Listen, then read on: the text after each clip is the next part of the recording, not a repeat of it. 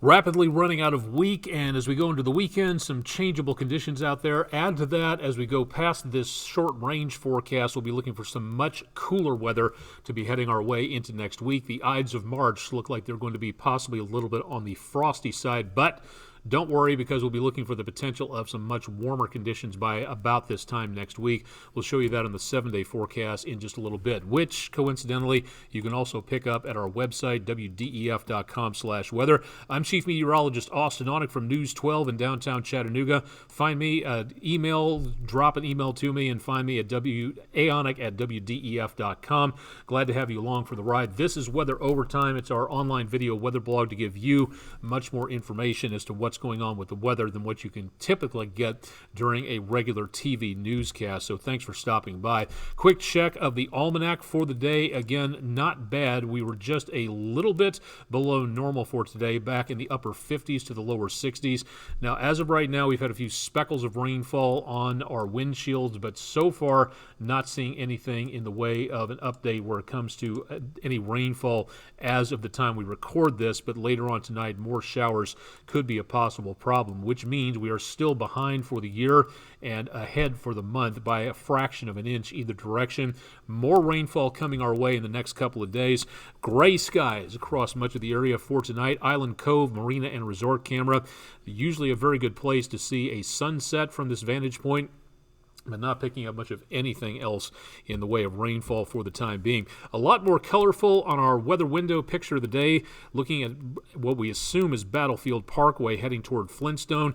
You get a very colorful view from Leanne Eves Logan. Thank you very much. That's our Thursday West Shore Home weather window picture of the day. If you've got pictures, drop them on our Instagram, Twitter, or Facebook pages. Again, details, if you would please, to let us know more about where the picture was and where you were looking at the time, or just drop us an email at pictures@wdef.com. Current storm system, again, showing up with a little bit more in the way of rain showers across portions of the area and heavier rain back to the west of that storm system coming on through.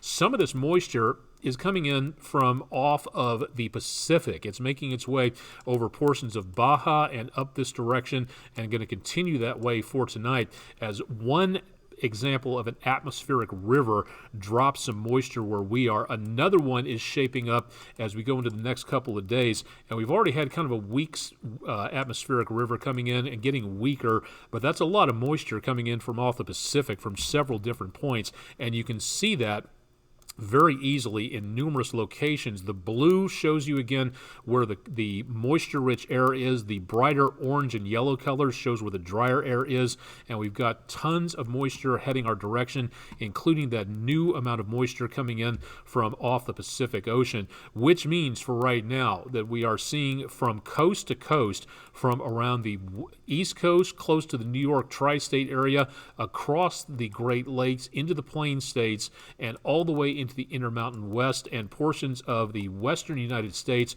That is a lot of winter weather taking place. So anywhere between New York, Seattle, and back toward around San Francisco and Portland on the West Coast, if you're traveling anywhere in these areas that you see a winter storm watch warning, blizzard warning, winter weather advisory taking place out there, you could be looking at some delays, and especially into around the Intermountain West. We'll be looking for more chances of rainfall out there. We'll take a look at that in just a little bit. Overnight, showers more numerous. Could be the possibility of maybe a thunderstorm mixed in with that rainfall. So the kids at the bus stop tomorrow morning will probably need some rain protection, so count that into your plans for tomorrow morning again. And then as we get into tomorrow afternoon, the clouds begin to break up, and we see some fairly mild temperatures right about the mid to upper 50s, pretty close to where we were today, and then clearing out for a little bit before we get a few more clouds, and that cooler air drops on through. So a chilly start to Saturday morning, and then some mild conditions for Saturday afternoon, but we see again the potential for more rainfall coming our way as we get into around Sunday. Now, we don't see, again, much more than the potential of some areas of scattered light amounts of rainfall becoming a little bit more heavy as we get into around tonight and into tomorrow. So we're not talking about much more than, say, 2 to 2.5, maybe about 3 inches of rainfall locally in some locations. But take a look at what's going on. We've got a storm system going on across the East Coast. That's going to be causing some problems here. But look at what's going on out west. I mean, this is just absolutely incredible to see this much in the way of rainfall. And this rainfall for right now, turn this rainfall into the proper appropriate measurement of snowfall.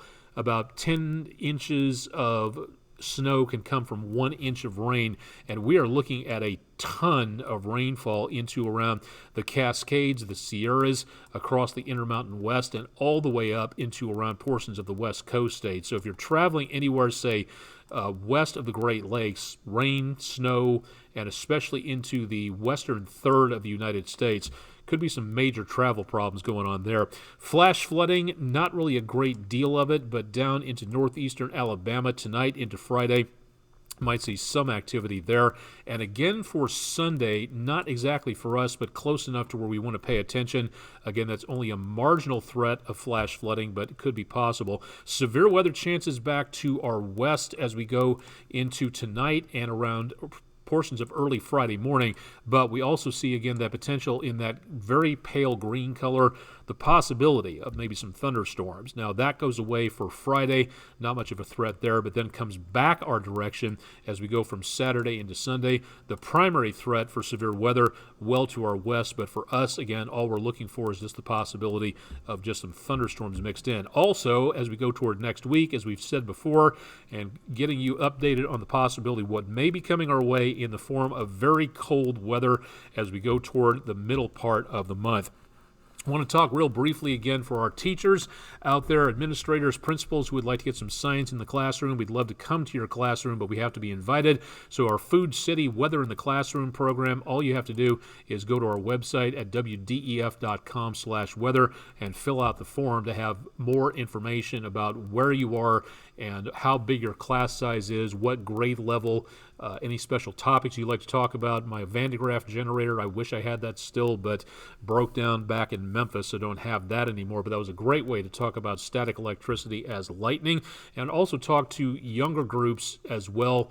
Most of the time for the younger kids, we read books, we talk about weather, we can give them a little bit better ideas to what's going on to talk about weather safety. So again, we don't do much where it comes to the very young kids, pre-K through about first grade. About a 20-minute presentation is about all we do. And that's, again, due to, again, the kids' attention spans and moving on, again, for what the teacher wants to have as an appropriate time. So we also talk about, again, being prepared for weather, not being scared of it, but what you do, when to feel scared of it.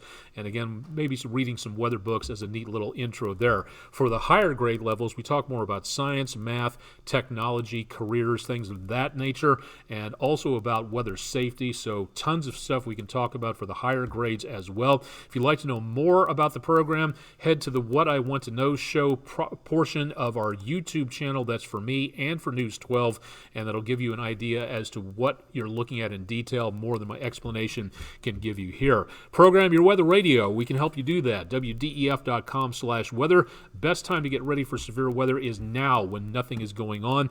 The National Weather Service teaching severe weather spotter training courses as we speak. The National Weather Service teaching for Meigs County, Tennessee, at Decatur, Tennessee. That's this evening at 6:30, right as we're talking about. Next one, March 21st in Marion County at Jasper, Tennessee, and then in the News 12 viewing area in Northeast Alabama, DeKalb, and Jackson counties. That'll be at the Northeast Alabama Community College Math, Science, and Engineering Building, Friday the 24th at 6 p.m. Central Daylight Time. Pick up information about the classes, register for them. They are free, but you do have to register for a seat. So head to the National Weather Service website at weather.gov and find out more information about this and tons of other stuff. Follow me on social media, and we'll have tons of information about that. Science, weather, technology, mathematics, all sorts of neat things that we find while tripping over the internet, so neat to be able to see that there.